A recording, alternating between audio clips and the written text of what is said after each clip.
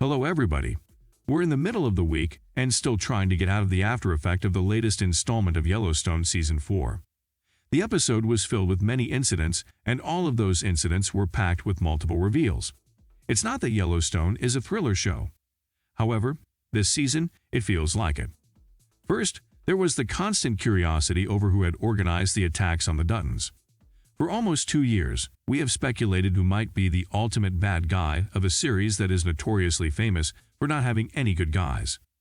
Then, after we found out that Garrett was the one that we were looking for, now we'd have to worry about what Jamie will do next. Will he be loyal to the Duttons, or his biological father who is also a shameless killer? There are also other ambiguities surrounding Beth, who might be the most unpredictable character of all times. We can never be sure of Beth, her words, or her actions. She does whatever she feels like doing, and thus she makes everything even harder to guess about. In the last episode, she made us all shocked by threatening Summer with a knife out of nowhere, proving once again that if she is present in a scene, we can be confident that we will be entertained.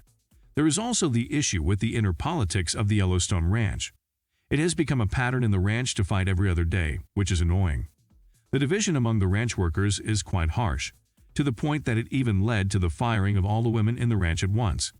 We should also mention the fact that Carter is still hanging around the ranch, learning the cowboy way, but he is still lacking the fondness of Beth, which is a major problem for him. In the upcoming episode, we expect all these issues to be tackled once again, and the promo of the episode is supporting our idea as well. In the promo, we first hear John talking with a woman, who is stating that a new generation of leaders for the government's office is needed.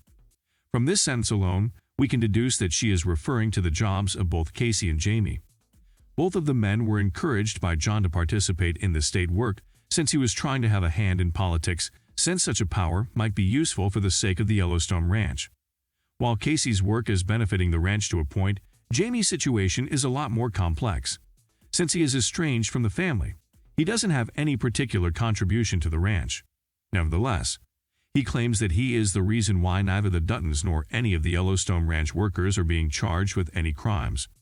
Because Rip alone has killed multiple people since the attacks on the family took place and continues to his life as if nothing happened, we believe Jamie is right in his words. He was probably truly influential in covering up these crimes to protect the Duttons' interests.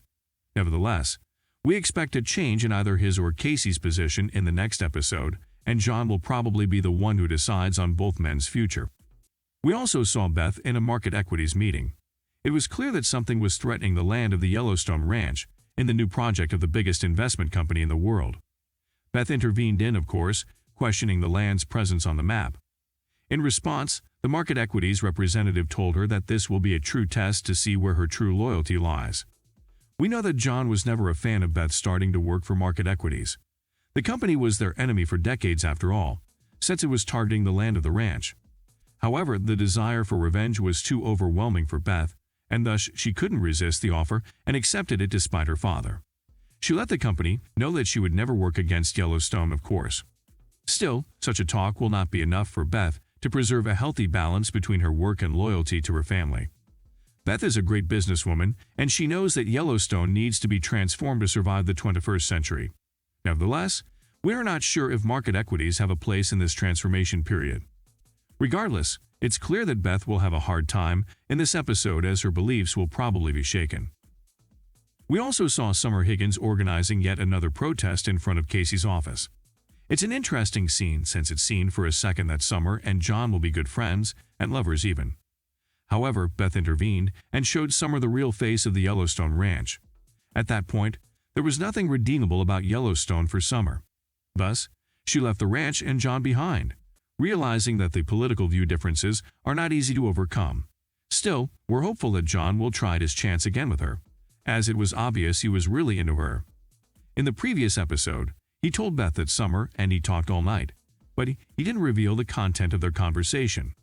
Perhaps, in this episode, we might have a glimpse of what the two had shared.